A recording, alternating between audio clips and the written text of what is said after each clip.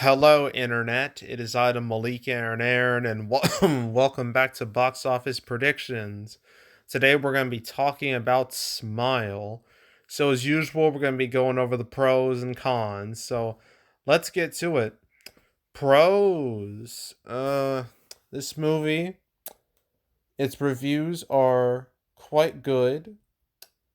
It's at 74%, critic score, audience score 82%, so that's a really, good sign.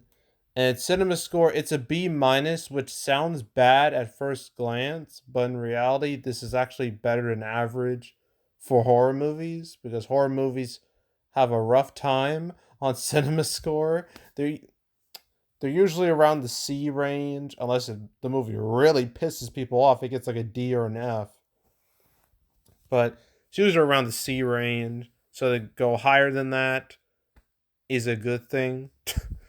So yeah, word of mouth seems to be positive across the board. So that's a pro. So that's pro number one. Pro number two, the marketing campaign for this movie has been pretty solid. Paramount are clearly behind this movie. I mean, the fact that they attached like a teaser of this in front of Top Gun Maverick, something I didn't expect at all. Like with Top Gun Maverick, like I knew the Mission Possible the 7 trailer was attached to it. I knew that in advance. I had no idea about Smile. So that kind of just threw me off when I saw it in the theater. But so many people watched Top Gun Maverick that pretty much all those people saw the trailer for this, so it gave the movie maximum exposure, which is great, right? And then recently I've been seeing like a lot of ads, a whole lot of ads on YouTube for this. So that's proof positive that Paramount are pushing this movie. They want it to be a hit. And apparently they were this movie all it almost went to Paramount Plus, but then they did like a test screening and it went so well they were like, "No, nah, man, we're doing this theatrically. No Paramount Plus involved." And so that's how we're here. So the fact that Paramount is really behind this movie is a big old pro. So that's pro number two.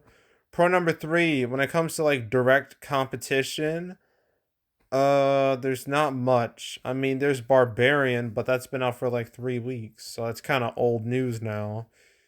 And that's pretty much it right now. I mean, I know in 2 weeks' time there's Halloween ends, and that might hurt this movie. So this movie has like 2 weeks to make money before Halloween ends, like takes away its core demographic. But yeah, like when it comes to direct competition, there's no real issue like this weekend or even next weekend. It's the weekend after. That's when the issues start coming up.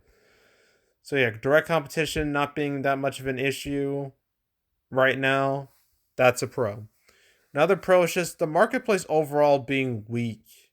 Like we haven't had a lot of success in a while, a long while. Like we haven't had a movie open above 20 million since like Dragon Ball Superhero back in August. I mean, Woman King and Don't Worry Darling came close, but they fell short. They reached 19 million. Could and yeah, after those, I mean, you had the Avatar re-release, which went well, and then you had Barbarian, which exceeded expectations. But after that, it's so sad, so depressing, and that definitely helps Smile's chances because it definitely helps that it's a new movie, right? So it has like a freshness, which is something that a lot of movies, you know, that are currently out right now don't have that. So that's a pro. Weak marketplace and weak competition overall will give Smile a chance to, take advantage of that and make an impact. Not a big impact, but an impact nonetheless. So that's a pro. Uh any other pros I can think of really? Well, I guess we gotta mention Paramount's year. Paramount's year has been spectacular, to say the least. I mean, going through the year, Scream 5, Jackass Forever, Lost City, Sonic the Hedgehog 2, Top Gun Maverick, all hits, with Maverick being the crown jewel for Paramount. Not just for the year, but at this point, their whole history. So, yeah, that's great. They did have a misfire in the form of Paws of Fury, and they had like some weird hybrid releases with like Orphan First Kill and On the Come Up, but those don't really count. But overall, like Paramount has had a lot of success this year, and that only helps this movie. So that's a pro. Paramount having a good year. And I might as well mention something now with this movie. Like the whole thing is that people like smile in like a really creepy way. I know for a fact I'm not the only one who thinks this, but it really reminded me of that Truth or Dare movie from like a few years ago. Anyone remember that movie? It was called Truth or Dare. It was like in 2018. It was like a Blumhouse flick, and the whole gist of that is like, the Truth or Dare game gone bad, and like people get like possessed, and they have like this smiley face that is supposed to be creepy, but it just looks like a really bad Snapchat filter. And yeah, like that movie, I heard it's horrible. It's absolute garbage. And the ending is one of the most fucked endings ever in a movie, where like the main character decides to save herself by like making like a YouTube video where she's like, and then she tells like at the end she's like, trying to remember exactly. She basically tells everyone like truth or dare, and then pretty much anyone who watched that video, and the video apparently went viral, was possessed. So this one girl single handedly destroyed the human race. Fantastic. So yeah, like Smile did remind me of that, but thankfully this movie is actually good. So yeah, but I just wanted to mention that because that was like the one thing that was going through my head when I saw like the trailers and imagery, of Smile. Okay, now for the cons. There's not that many cons really. I mean, obviously there's Halloween Ends. That's a problem, but that's a problem that comes in 2 weeks, not now. So, that's more like a long term, like a con in the making. Let's just refer to it as that. Uh some would say, "Oh, this movie looks like it's too familiar. It doesn't like it looks too generic." And I'm like, that hasn't stopped movies before. Hasn't stopped horror movies before. I mean, Truth or Dare, that looked terrible and people watched it anyway. So, horror movies don't exactly need to reinvent the wheel. They just need to look remotely interesting for like the target demographic. And you do that, you make money. And it helps that these movies are cheap. So, yeah. I don't think that's that much of an issue. Oh, I didn't even mention its preview number. Gosh, it's like 2 a.m. Cut me some slack. Its preview number 2 million. Pretty solid. Not an amazing number, but it's one of the better numbers we've seen recently. I mean, for comparison's sake, let's look at. Shoot, we got to go down here. Create your own comparison chart. I don't know why Bros is a comparison. They're not even remotely the same. I mean, they're coming out the same weekend, but they're not the same movie. Did Barbarian have previews? I forgot. I'm gonna check. Did it? Did it? Okay, it did. That had 850,000 in preview numbers. So this is more than double that. And that opened with over 10 million. So that's a fantastic sign for Smile. Now, I'm not saying it's going to have the same multiplier, but at least it gives us like an idea that this can do really well. I mean, it is worse than say His preview numbers are worse than uh sorry, Black Phone, which came out like earlier in the year, like in June.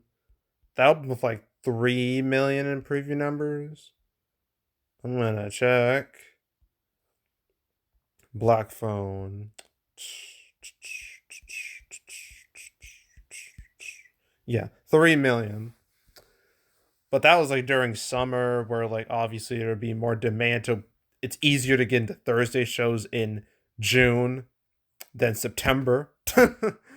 So yeah, so that's not is obviously not I don't think it's gonna have the same legs, or at least the same opening weekend legs as Black Phone. It shouldn't, realistically. But they opened with like 23 million, which, at this point for Smile, seems to be a nice target. I don't know if it will hit it, but it's a good enough target. It's an achievable enough target. So yeah, so overall, all right. So overall, like opening weekend, judging by the preview numbers and everything that's been going on, I'm gonna say it's gonna open above 20 million. I think all the signs point to it doing that. I think it's gonna open above 20. It's gonna open between 20 and 25. I think within the realm of Black Phone. I think that's achievable at this point. And it's total. I'm not expecting amazing legs. I don't know, 50, 60 million domestic, total would be very solid for a movie like this. So, yeah. Yeah, that's what I'm going with. And that's it. That's it for the weekend. Woo! And for September as a whole. Thank God, because my God, September was depressing. I mean, it was interesting, but it was very depressing. Wasn't a whole lot of there weren't too many success stories in September. Even the success stories were very minor in the grand scheme of things. So, yeah, so I'm glad September's over and we can move on to October, which we're already in technically as I'm recording this. Like next week, we gotta do Amsterdam and Lyle Lyle Crocodile, and then the week after that, Halloween Ends. Week after that, Black Adam and Ticket to Paradise, and the week after that, Pray for the Devil. So things are a little rosier in October. They're still not incredible, but they probably won't be incredible for a while. And Black Adam, it feels like that at this point in time, its current predictions aren't great. We'll see if that changes by the time I do my prediction video on it. But at least it should be better than September. It has to. If it's not, I'd be amazed. But yeah, that's what October looks like. So anyway, so that's it. That's all. Make sure to subscribe, like this video, leave a comment, turn notifications, share the whole drill. Want to check out more videos like this? I got playlists on the homepage, all previous prediction videos I made this year. You want to check out all the Paramount movies I've covered this year? Go right ahead. I pretty much covered all of them except Orphan First Kill because that wasn't technically a wide release, so I didn't cover it. On the Come Up technically was a wide release, so I covered that. But all the other Paramount movies that were wide releases, I covered them. So if you want to watch any of those, go right ahead. There's also the canceled series where I go over all the movies that were supposed to come out but didn't. I covered Smile back in May, I think. Yeah, it was back in May. It was episode 128. That's when Smile got its official date. Right then and there. So right before it got like its teaser in front of Top Gun Maverick, it got a date. And that's when the marketing machine started. So yeah. Yeah. So that was episode 128. So if you want to watch that episode or any other cancel episodes I've done, there's now 157. So you have plenty to choose from. So binge it all from beginning to now. Highly encourage you do that. So go do it. There's also uh what else? Oh yeah, box office recaps where I go over the box office results for any particular month. Just did the summer recap, winners, losers, both videos, they're up, they're published. So you want to watch those two videos, go right ahead. Any other recap videos that I've done on the channel, go right ahead. The September recap will come next week. So stay tuned for that. And yeah, that's it. That's all. I am out. Goodbye.